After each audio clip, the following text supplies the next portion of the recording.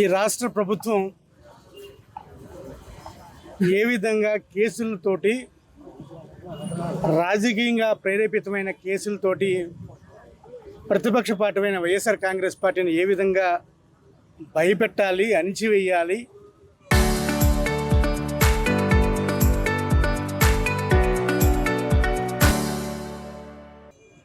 అనే ద్వారంతో పెడుతున్న కేసుల్లో ఇదొకటి చక్కని ఉదాహరణ.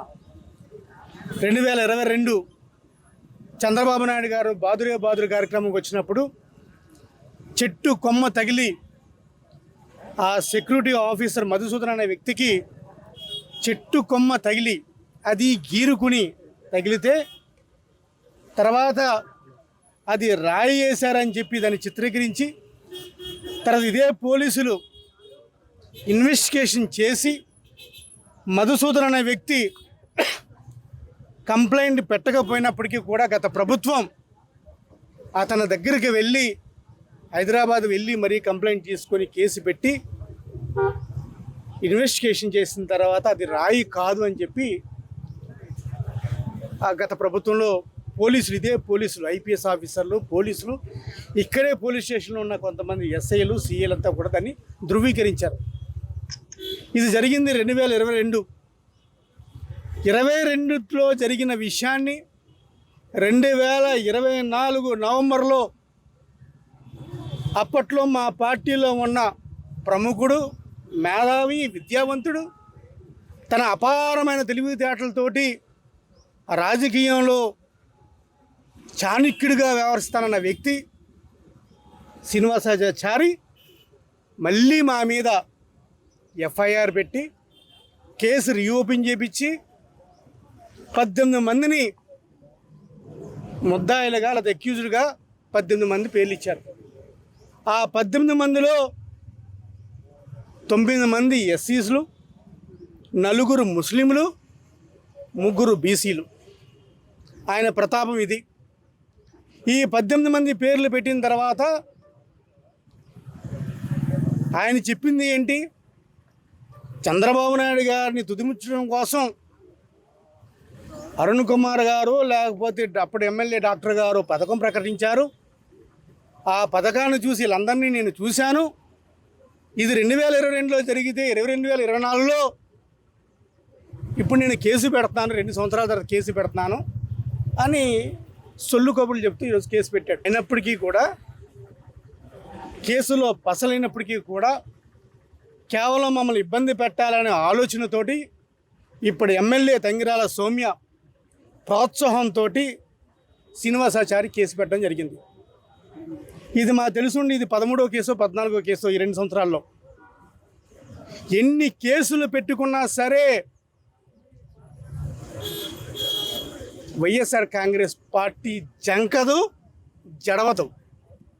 మీరు అనుకుంటున్నారేమో వైఎస్ఆర్ కాంగ్రెస్ పార్టీని భయపెడితేనో, నాయకులను భయపెడితేనో, 307 కేసులు పెడితేనో వైఎస్ఆర్ కాంగ్రెస్ పార్టీ భయపడిపోతాం అనుకుంటున్నారేమో, కానీ అటువంటి భయపడే స్థితి కానీ స్థాయి కానీ వైఎస్ఆర్ కాంగ్రెస్ పార్టీకి లేదు.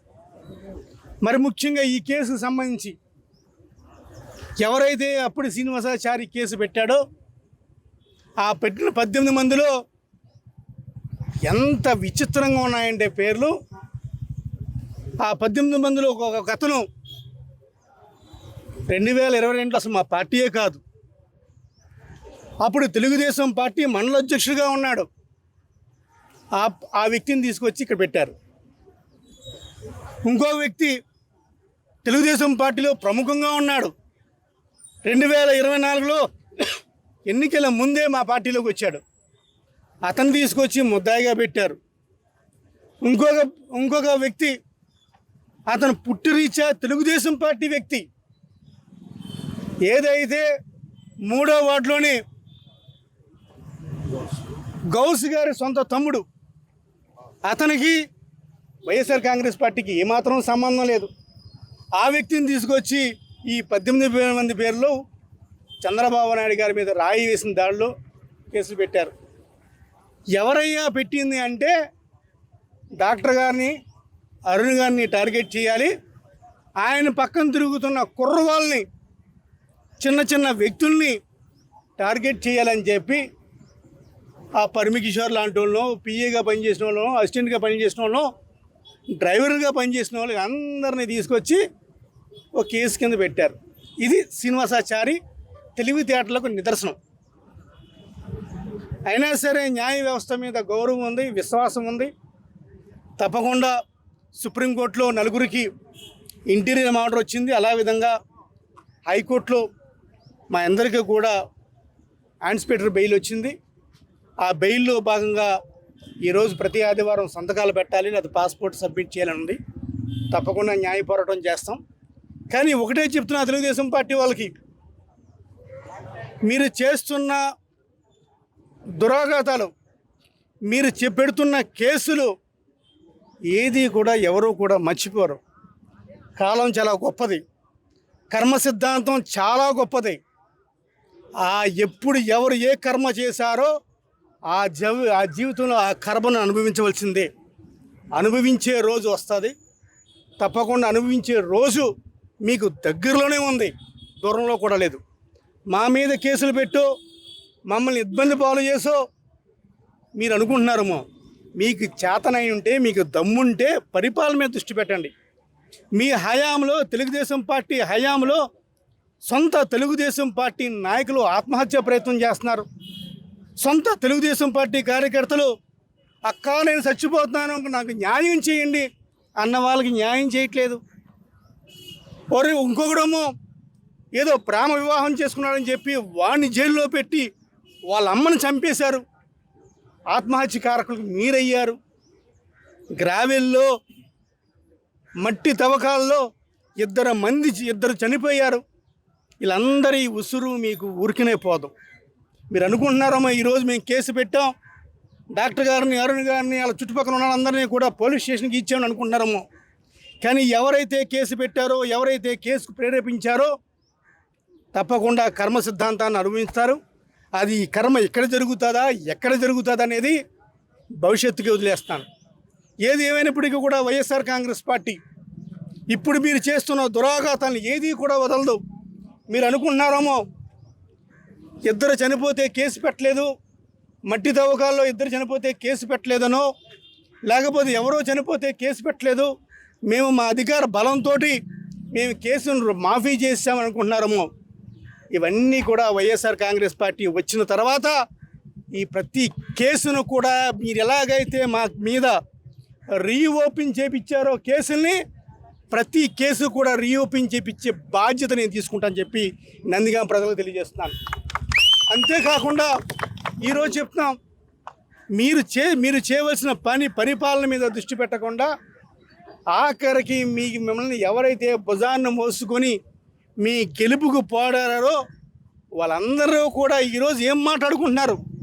ఇదే శ్రీనివాసాచారి ఏం మాట్లాడారు, నట్టింట్లో నా ఇంట్లో నా మంచం మీద కూర్చొని ఇదే తంగిరాల సౌమ్య గారి గురించి ఏకవచనంతో, ఆవిడ క్యారెక్టర్ అసాసినేషన్ తోటి ఏ విధంగా మాట్లాడాడో దానికి సాక్షులు, దానికి సంబంధించిన ఆడియో టేపులు, వీడియో టేపులు ఇవన్నీ కూడా మిస్టర్ శ్రీనివాసాచారి ఏం మాట్లాడాడో ఇదే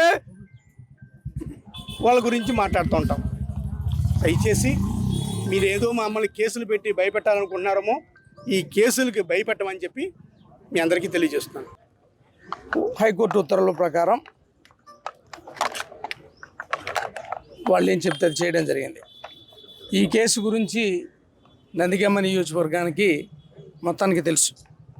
దీని గురించి ప్రత్యేకంగా చెప్పాల్సిన అవసరం లేదు. ముందుగా అసలు ఎందుకు ఇలాంటివి చేశారు, ఎందుకు డాక్టర్ గారి మీద, అరుణ్ గారి మీద ఈ కేసు ఎందుకు పెట్టారు, ఎందుకు అసలు ఆ నేపథ్యం చూస్తే కనుక, ఒకటి నందిగామ మున్సిపల్ చైర్మన్ పదవి అడగటం, అప్పటికి అనౌన్స్ చేయడం, అది రాదని తెలిసిన తర్వాత 5 సంవత్సరాలు నేను చేశాను కాబట్టి నాకు సంవత్సరానికి 15 లక్షల చొప్పున వ్యాపారంలో నష్టం వచ్చింది కాబట్టి 75 లక్షలు ఇస్తే నేను పార్టీకి పనిచేస్తానని చెప్పడమే కాదు, చైర్మన్గా నేనైతే మీ ఎలక్షన్ నేనే చేస్తాను, మీ ఎలక్షను నేనే చేస్తాను అని చెప్పడం. ఎలా చేస్తారు? మున్సిపాలిటీ మీద రాబట్టి చేస్తానని చెప్పడం, దానికి మార్గాలు చెప్పడం, ఇవన్నీ కూడా నవ్వు తెప్పించే అంశాలు. మనం మేధావులుగా ఉన్నత విద్యను అభ్యసించి యూనివర్సిటీల్లో గోల్డ్ మెడల్స్ కూడా కొట్టి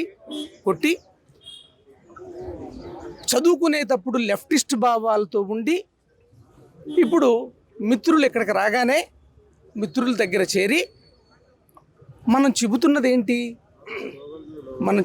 ఏంటి, మనం మాట్లాడేది ఏంటి? ఖచ్చితంగా డాక్టర్ గారు ఎవరైనా వ్యతిరేకిస్తారు ఇలాంటి విషయాల్లో. డాక్టర్ గారు నచ్చపోవడం కాదు, విషయాలు వ్యతిరేకిస్తారు. కాబట్టే ఈవేళ దేన్ని ఆశించి వెళ్ళారు? మా దగ్గర నుంచి ఆశించింది డబ్బులు పదవే కదా. తద్వారా నందిగామ మున్సిపాలిటీని కోట్ల కొద్దీ మింగేయాలని ఎంత హాస్యాస్పదం నందిగామ మున్సిపాలిటీలో. ఇది కేవలం స్నేహధర్మానికి ఇచ్చినటువంటి విలువ ఇది.